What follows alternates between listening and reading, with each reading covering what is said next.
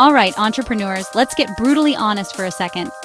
Every major geopolitical shakeup in the last decade, it created two types of businesses, the ones you read about and the ones you forget. Ukraine crisis, German SMEs were left scrambling.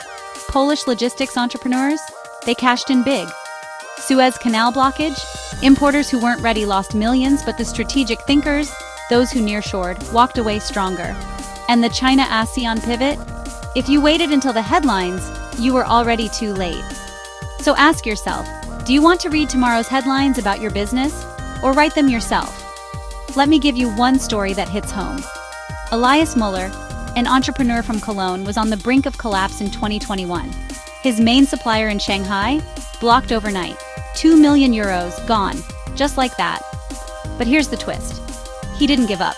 He joined a Geo-Strategy Masterclass, learned to pivot fast, shifted 40% of his supply chain to Vietnam, and ended 2023 with record profits.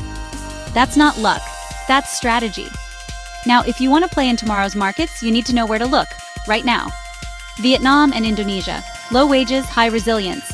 East Africa, digital boom, massive unmet demand. The Gulf states, pouring billions into AI and green energy. These are the markets your competitors are already eyeing. If you don't move now, you might not even get the chance later.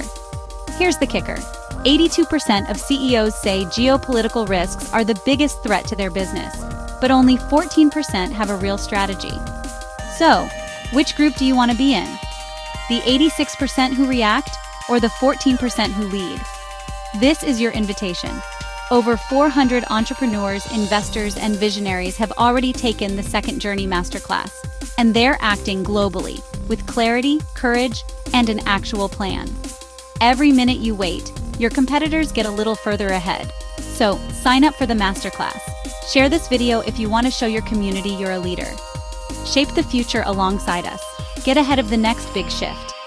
Don't just read the headlines, write them.